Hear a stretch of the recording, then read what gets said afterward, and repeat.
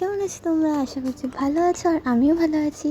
তো welcome to my Facebook page. তো আজকে না, আজ থেকে প্রায় 2-3 মাস আগে আমরা গেছিলাম পিকনিকে। তো সেই ব্লগটা এডিট করা হয়নি, তো আজকে আমি দিচ্ছি ভয়েস ওভার। এটা আমার ফ্যামিলি মেম্বার বলতে আমি, মা, বাবা, তারপরে কাকিমণি, বনু আর কাকা মিলে গেছিলাম আমরা পিকনিকে। আমরা ওখানে সকাল সকাল চলে গেছিলাম, আর সকালে ওখানে ব্রেকফাস্টে ছিল হলো লুচি, তরকারি, মিষ্টি। তারপর এখানে তৈরি হচ্ছিল মোমো।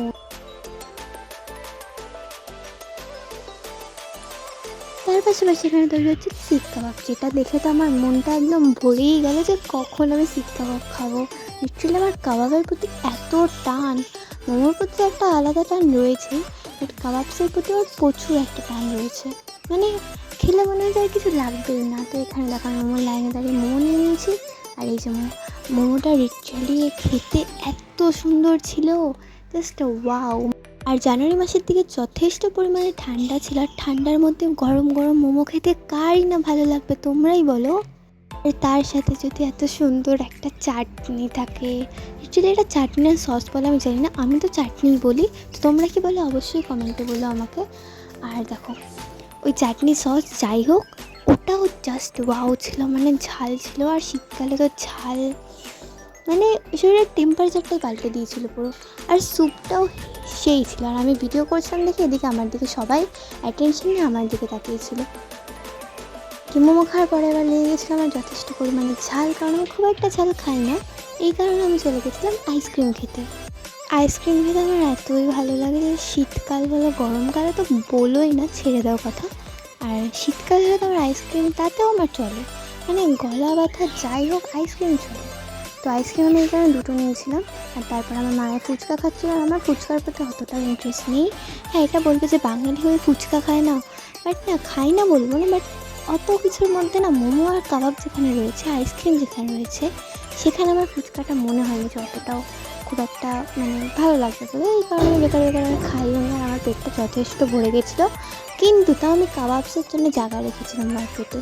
এই দেখো আমি গিয়ে কাবাবও নিয়ে নিয়েছি, আর কাবাব নিয়ে খাওয়া স্টার্টও করে দিয়েছি। তো দেন আমি নিই রেশমি কাবাব, যেটা খেতেও জাস্ট চুমু ছিল, চুমু।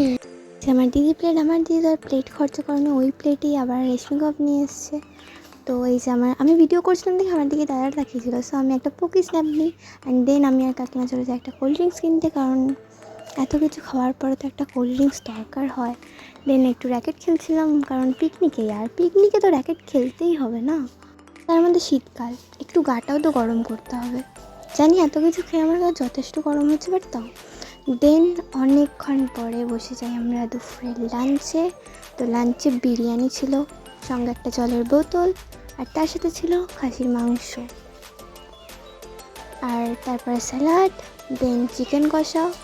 এগুলো দিয়ে খাওয়া দাওয়া করে মানে আমার পেটে এক ফোঁটা জায়গা নেই, বাট তাও খেতে তো হবে অল্প একটু খেয়ে।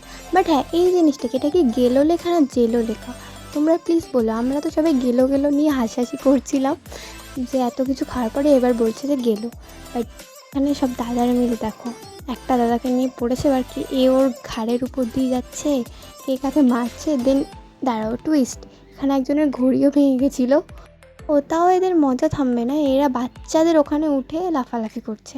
আর হ্যাঁ, ভালো কথা, আমি লোকেশনটা বলে রাখি, এইটা হলো হাইওয়ের একদম পাশে, নিয়ার বাই উত্তর আসিয়া, মানে বাসুদেবপুর অনেক আগে। যদি লোকেশনটা জানছো, এটা অ্যাকচুয়ালি একটা ক্যাফে টাইপস। তো এখানে এরা পিকনিক স্পট হিসাবে ভাড়া দেয় রাতে। এটা ক্যাফেটার নাম মেবি ছিল ফেয়ারিয়াস ফ্লেভার ক্যাফে। তো কে কী লোকেশনটা চেনো অবশ্যই আমাকে বলো। দেন আমরা ওখান থেকে বেরিয়ে আসি প্রায় 5:30 নাগাদ। শীতের বিকেল, তো তাড়াতাড়ি সন্ধ্যা হয়ে যায়। আজকের জন্য ব্লগটা এখানেই শেষ করছি। আশা করছি তোমাদের ভালো লেগেছে। যদি ভালো লেগে থাকে প্লিজ একটা শেয়ার, লাইক আর কমেন্ট করে যেও, আর বলেছেও যে কেমন লেগেছে। তো ভালো থেকো, সুস্থ থেকো, দেখা হচ্ছে পরের ব্লগে।